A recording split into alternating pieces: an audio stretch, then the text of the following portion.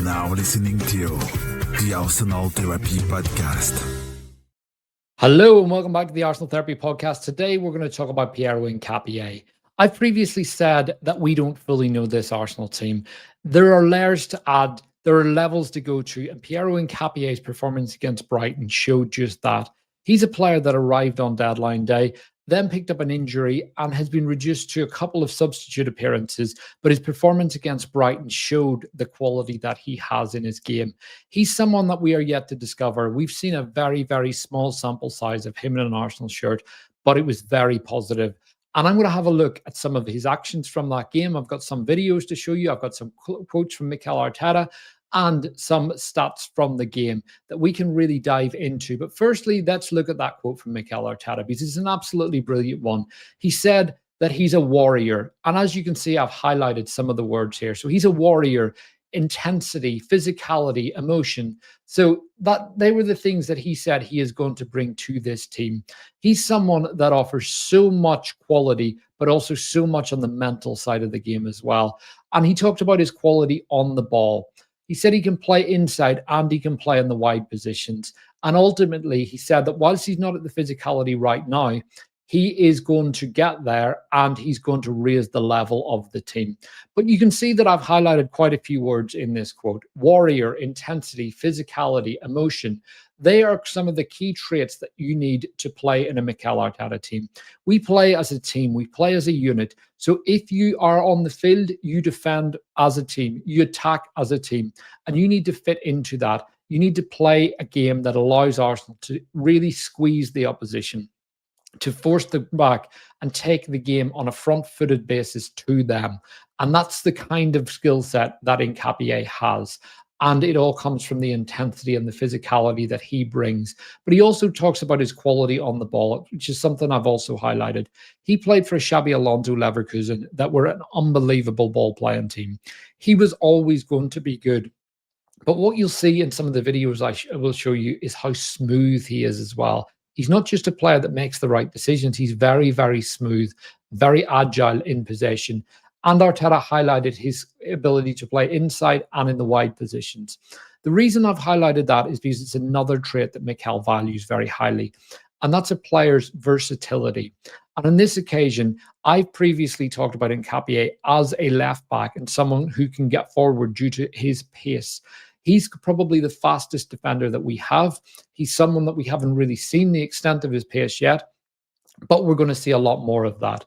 And that's something that I think will really add a lot to this Arsenal team. That level of versatility and that ability to really, really get our team up the pitch and force the opposition back.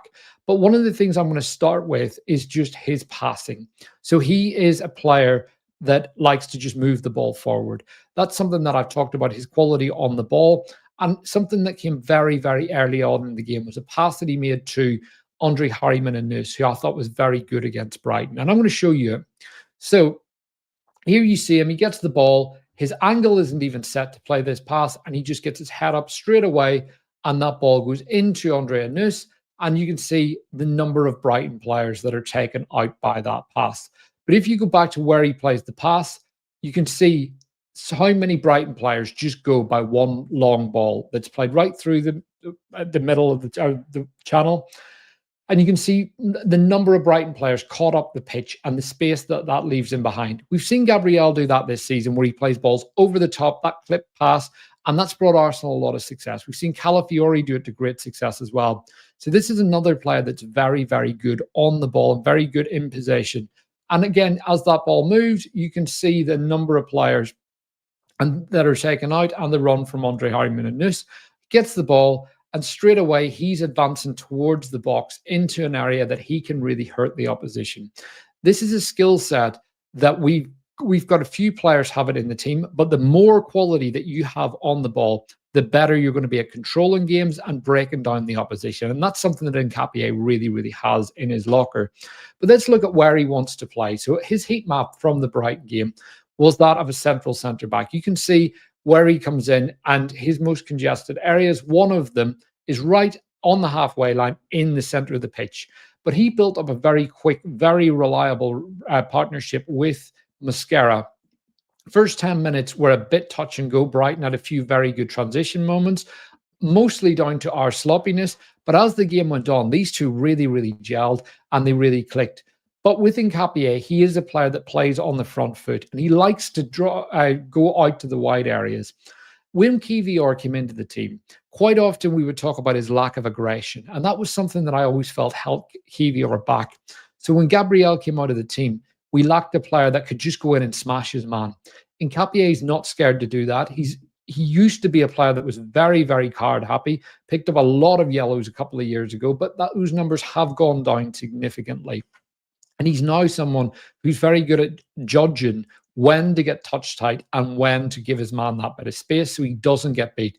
That's only going to keep improving. He's going to get caught out in the same way Calafiori does, but I think he's just slightly better a judge to it than Calafiori, who can at times dive in just a bit too recklessly. But again, that's something that we're seeing improve with him this season. But I mentioned the front footedness. That's something that Gabriel does very well, where he goes out to the left back position. He goes forward. And Gabriel's great at getting us high up the pitch and coming in and intercepting those balls. So is Saliba on the right-hand side. But when those two are out of the team, we quite often lose that ability to continue to squeeze teams and recycle the ball the minute it comes back out. With these two, Mosquera and Hincapie, that won't be a problem this season. And Hincapie is a player that's very, very front-footed, and he wants to attack teams in that manner. And this is a prime example of that from the game. You can see the ball out at the left-back position, comes in straight away. Look how high up the park he is. But what I loved about this was how easy he laid that ball off. He's under pressure, and he just passes it straight past the man into Miles Lewis-Skelly, who is very composed on the ball, sometimes can be caught out as a result. You can see here, loose touch, suddenly he's put himself under pressure, but what you can see is Hincapie moving himself back round for a pass from Norgard, and he's put himself in a position to receive, and that ball goes straight down the line, and players are moving because players are expecting him to make that pass. And those passes that go forward every time, that's a real skill set of his. He's a player that likes to take one touch and give it, or give it first time. We saw in this game him popping it into Norgard very, very quickly, or him playing it wide quickly, going sideways, wherever he needed to do, he went quickly. And his touch map was one that was all over the park. I mentioned him going out left. He was happy to do that in the game. He was happy to come into the center of the pitch and play as a central centre back. So was Mosquera. Mosquera was happy doing that role and being the front-footed ball progressor. To have two players capable of that is unbelievable. And they are our two, I guess, second choice centre backs. But in the game, he had 55 successful touches and just 3 unsuccessful touches. For a player that's been out for a long time, that is a really positive showing in just over 70 minutes on the pitch. And these were really important minutes for him because Mikel Arteta talked about him not being at the physical level just yet. Not only is he coming back from an injury, he's adapting to a new league and he looks like he has just come in and done it with absolute ease. So all the signs are very positive. And when you look at his pass map, I mentioned popping it into Norgard. You can see some of the passes that go forward a short distance. Most of them were into Norgard, but equally you can see passes that go a longer distance and some of them out to Eze on the left. And then one long straight ball. That's the one that I already showed you that went into Andre Harriman and Nuss. But a big part of his ability to play these passes is the angles he creates for himself. He's someone that's very good at moving his hips, using his composure, letting the ball roll across him, and then playing it forward with pace. And this is an example of one. Gets the ball, just lets it run, bang, straight through. He doesn't need to take 4 touches here. He just does it first time. And then again, just creates that angle for himself on his favorite left foot. But each time, like the ball into Harriman and Nuss, he's taken multiple players out of the game. He's getting that ball moving quickly. He's moving it up the park, and he's really allowing players to be in the best position to receive. And then when they receive, it's easier for them to turn because you're taking forward players out of the game. And that is also allowing us to draw the opposition press in and move the ball quickly. Brighton are a team that like to press. They're a team that are very disciplined, but they did come out to attack us as well yesterday. They didn't just play a stagnant game like a lot of teams have in very rigid blocks. But in those situations, Hincapie is a player whose versatility will really help us, because I've showed his ability to come in and play in that centre back role and progress the ball from there. That's the skill set that Calafiori has very much. He comes into the center of the pitch, he gets the ball, he turns, he distributes, and he moves it very, very well. He creates an extra player, an extra body in that midfield, and it makes it very, very difficult to mark. With Hincapie, the one strength I think he has over Calafiori is when he's running, he's very smooth at hitting the ball on the run. So as he's on the carry, he's dribbling down the line, he can hit it first time. And I think that's the thing that Calafiori lacks at times. We've seen a few crosses that have ended up going kind of into zone 14 rather than into its desired target. And that's something that Calafiori can and will no doubt improve on. In terms of the true comparison, though, we're only going to see if Hincapie is good enough on the ball in the way Calafiori is to be able to take that mantle and really try and snatch the shirt off him. But what an exciting battle we have between these two. And with the passing angles, again, I talked about his agility and how he's able to make those passes.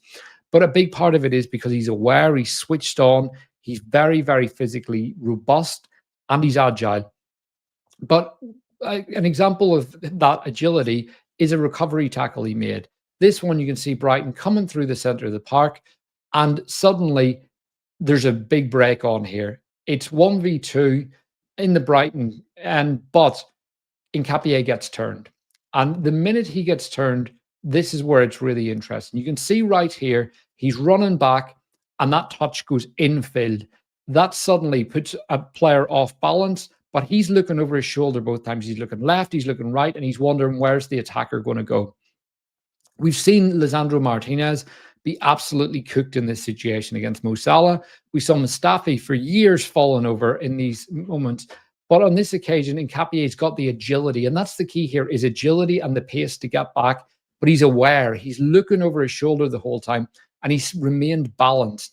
Because he's got that agility and that balance in this situation, you can see how he reacts. Bang, straight in, and he nicks the ball with ease. And Arsenal are once again moving the ball forward. But that's his ability to be switched on, to run back and just remain balanced and have the agility to turn, the ability to move your hips and stay focused and not fall over. Because the easy thing is you fall over, next minute you're taking your man down, you're the last man and you're being sent off in that situation. So on a defensive level, we know he can make those recoveries. We also saw at times him coming in and winning the ball aggressively in the box in the way that Gabriel would. He's not scared to put his head in amongst feet either. We saw that against Crystal Palace when he came on. And we also saw late in the game against Brighton where he literally put his balls in the way. He stood up, he put his hands behind his back, made sure he wasn't conceding a penalty, and he made a big block inside the box, edge of the 6-yard box, and that ball was going towards goal. But again, it's that bravery, standing up in front of your man saying, come and beat me. And he did just that. And in that situation, it was an example of that warrior spirit that Mikel Arteta talks about. But he's also got the ability to get the ball moving very, very fast. I mentioned some of his passes out wide to Eza. These are a couple that I've highlighted. And the reason, they're both very simple passes, but you look at how quickly he does them. Gets the ball out of his feet and he whips it very quickly. This was something that we used to do a lot when Thomas Partey was in the team, out to Bukayo Saka. And he would get the ball in a very similar position to this. And you can see Brighton are set up in a block here. It's gone past mid-block. It's dropping into a low block. He gets that ball out quickly. And Eza gets it. He's 1v1 with his man. And again, in this situation, Eza's able to pop inside. And suddenly, because he's got the ball early, he's got the option to pass that infield. Having a player that's willing to go very quickly and almost first time is huge because it allows you to unsettle teams much more quickly. And we're talking about him doing that from centre back. He can also do this from left back. We've already seen an example of him playing the ball down the line to Harry Mendes from the left back role. And we're seeing him play passes in a Thomas Partey type style out into the left wing area by doing them quickly and not just going for the easy 5-yard pass to his centre back partner. And on the ball, he's just so smooth. So the thing I'm going to finish with is it's such a basic pass, but it just shows how smooth he is. This one, you can see Ben White. He gets the ball and he just pings it straight, hard and low, plenty of venom. And again, I talk about the easy pass. The easy pass is give it to Miles 10 yards away, give it to Mascara infield, but instead he goes straight out to his fullback and gets that ball moving up the park. Straight away, Ben White doesn't have to wait until the ball's played into Mascara and then into him, thus allowing Brighton players to advance on him. He gets the ball earlier. It means everyone ahead of him is set earlier. And all these things really help unsettle and break down blocks. So I'm going to leave it there. Tell me what you think of Piero Hincapie. This is a player that's really excited me. He really stood out to me during this game, and I think there's so much more to come. And I think the most exciting part of this is we don't know this player yet. He is someone who has got so much more to add and will add more because he's not fully fit yet. And it's another example of how all these players that we added in the summer, we're only just getting to know. Time will tell how good he will be, but tell me what you think. Drop a comment. Give me your thoughts on him. Where would you like to see him play this season? How would you like to see him used? Also, please hit the like button. Please subscribe to the channel and please come back for more. I'll see you again very soon. Have a great day. You're now listening to the Arsenal Therapy Podcast.